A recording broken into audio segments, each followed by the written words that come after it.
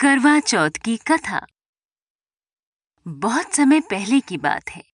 एक साहूकार के 7 बेटे और उनकी एक बहन करवा थी। सभी सातों भाई अपनी बहन से बहुत प्यार करते थे, यहाँ तक कि वे पहले उसे खाना खिलाते और बाद में स्वयं खाते थे। एक बार उनकी बहन ससुराल से मायके आई हुई थी। शाम को भाई जब अपना व्यापार व्यवसाय बंद करके घर आए तो देखा कि उनकी बहन बहुत व्याकुल थी।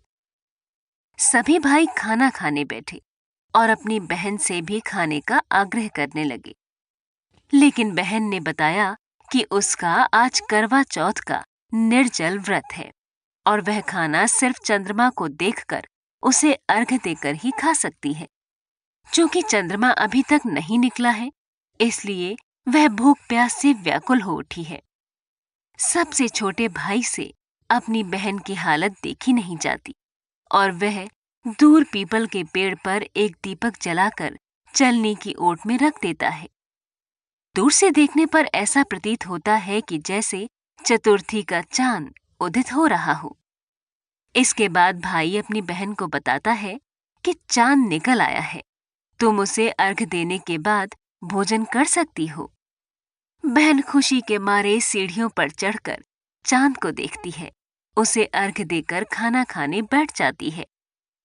वह पहला टुकड़ा मुंह में डालती है तो उसे छींक आ जाती है।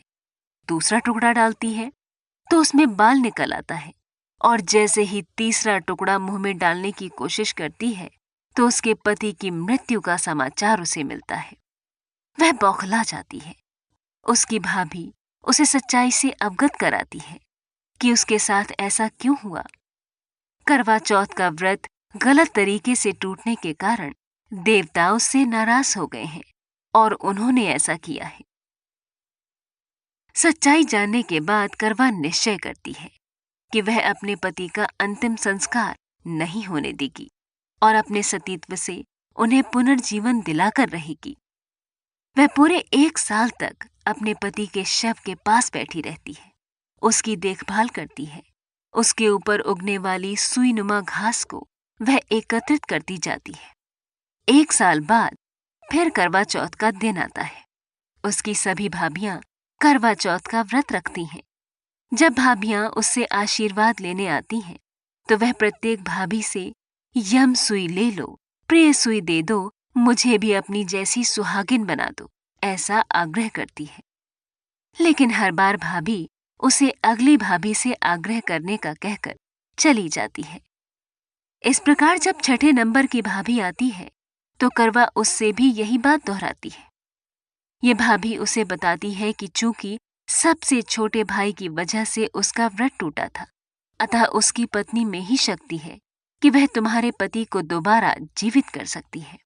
इसलिए जब वह आए तो तुम उसे पकड़ लेना और जब तक वह तुम्हारे पति को जिंदा न कर दे उसे नहीं छोड़ना। ऐसा कहकर वह चली जाती है। सबसे अंत में छोटी भाभी आती है। करवा उनसे भी सुहागिन बनने का आग्रह करती है, लेकिन वह टाल मटोली करने लगती है। इसे देख करवा उन्हें जोर से पकड़ लेती है और अपने सुहाग को जिंदा करने के लिए कहती है। भाभी उससे छुड़ाने के लिए नोचती है, खसूटती है, लेकिन करवा नहीं छोड़ती है। अंत में उसकी तपस्या को देखकर भाभी पसीज जाती है और अपनी छोटी अंगुली को चीरकर उसमें से अमृत उसके पति के मुंह में डाल देती है।